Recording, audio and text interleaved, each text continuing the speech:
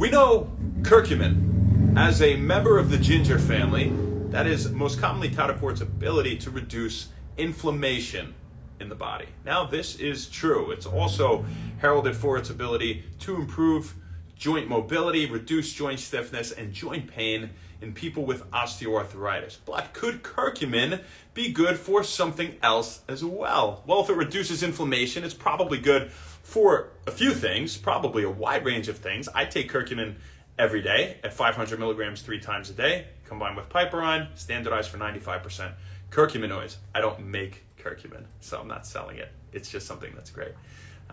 But recently, they did a few trials on people with non-alcoholic fatty liver disease. More specifically, 2 trials involving around 960 people. One was a meta-analysis, so that was an analysis of many trials. And again, these people all have non-alcoholic fatty liver disease. So what is that? That's liver disease, right? There's excessive amounts of fat on the liver impeding its function and impeding cardiovascular function in the body, among other areas of human physiology. And this is not from alcohol. It's non-alcoholic fatty liver disease. So what could lead to this? Things like dyslipidemia, abnormal amounts of fats in the blood, things like type 2 diabetes mellitus, right? There's a lot of sugar in the blood, crud in the blood. The liver's producing more fat. That's not a good thing. We say when you eat excess sugar, right, it could be converted over to fat if you don't use it for energy, or it can make your liver produce more fat. It's no good, right? People with obesity are at a higher risk for non-alcoholic fatty liver disease. NAFLD is how we abbreviate it and how we will do so in the title to this video. So what they did was they gave curcumin plus piperine. That's something that you find in black pepper, typically combined with things to improve the absorption or bioavailability, meaning how we absorb it, how well our body can use what else we're taking it with, right? Because it's not so simple as just what you're taking. It's how much of it you absorb, right? Like resveratrol is a great thing, antioxidant you find in red grape skin, but you don't absorb a lot of it. 20% of it becomes bioavailable. You need to combine it with things that improve their bioavailability. Piperine is one thing that combine curcumin with to improve its bioavailability. BCM95 and Mariva, those are also patented forms of curcumin. They combine them with fats to improve the absorption, okay?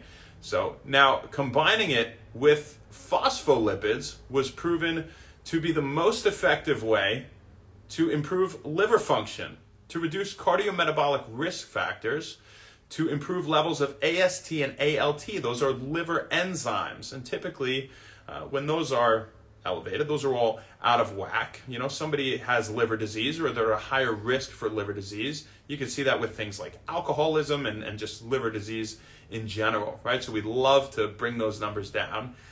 And it very well did when they supplemented with curcumin plus piperine, but only as a phytosome. So what is that? It's when it's combined with a phospholipid. A phospholipid is a special type of fat that helps to improve the absorption of whatever it's combined with, improve its bioavailability. So what might be another example of a phospholipid, a phytosome, being combined with something else? Alpha-glycerol phosphorylcholine. Alpha-GPC is the more common name. We know it as. And that's a choline-containing phospholipid. So it improves focus, attention, and memory, and mood, and motivation, and arousal, and facilitates muscle contraction. All these great things. But maybe if you have that choline alone without the glycerol and phosphate, without the phospholipid portions, then it wouldn't quite work as well. So if you are going to take curcumin for the purpose of helping to improve your liver health, well, then you would probably like to combine it with some phospholipid, right? Also something like piperine. So that's what you want to look for on the back of the labels, you guys.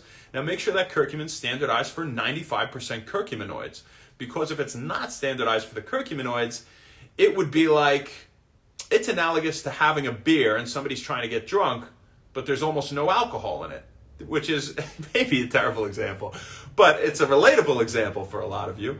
And this just isn't doing anything, right? I got a bunch of the filler, and I got none of the good stuff, really the poisonous stuff in it, right?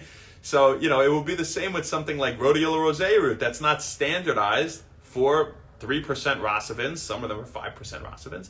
and at least 1% solidricides. Those are the bioactive compounds, the chemicals, the phytochemicals or plant chemical compounds in the rhodiola that are responsible for promoting the benefits, right? For giving us that relief of stress-induced fatigue, namely, right? Reducing inflammation, having antioxidant properties, all these great things. But you might not get that if it's not 95% curcuminoids. You might not absorb it well enough to have a substantial effect if it is not a phytosome combined with a phospholipid and something like piperine, or I should say something like piperine. And that's something that improves the absorption of other things. You find it in black pepper. So how much did they take? Well, they took 500, they took different amounts in all these different trials, but 500 milligrams 3 times a day, combined with at least 5 milligrams of piperine at each dose, so 3 times a day, and again as a phytosome, so combined with a phospholipid, seems like the most effective dosage here.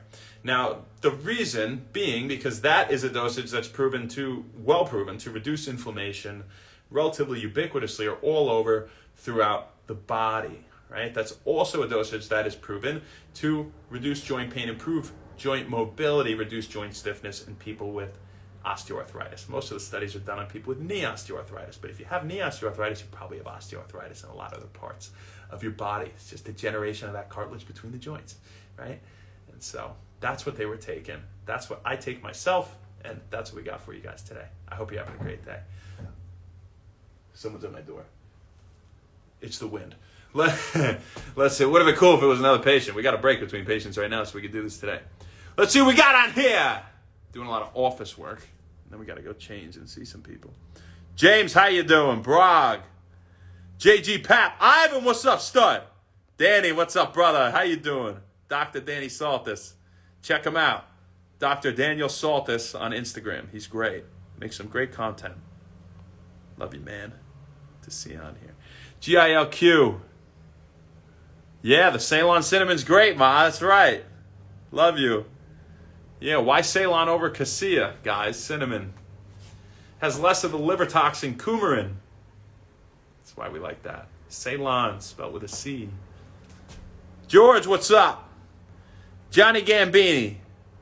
Yeah, reduces inflammation. The Ceylon cinnamon also improves insulin sensitivity. It's a good thing. I think it tastes good too. It's good to add with stuff. Esteban. Mueve tu cintura. Channel Cavity. What's up? That's some name. Ayo Housen. Das 4371. Mr. Nello Perez. What's up, young stud? How you doing? Massa Crestare. There he is. He's the beast from the east. Mr. Dave. How you doing? Thanks for coming on, brother. We did weighted core today. It was tough. Weighted planks, 10 minutes, and then a bunch of weighted V-ups. Kuba, how you doing? Thanks for coming on. Thanks for being quick to the bell. Zion Masu. How are you, my friend? And Fantasy Jesus. As for now, I love you too, man. Thanks.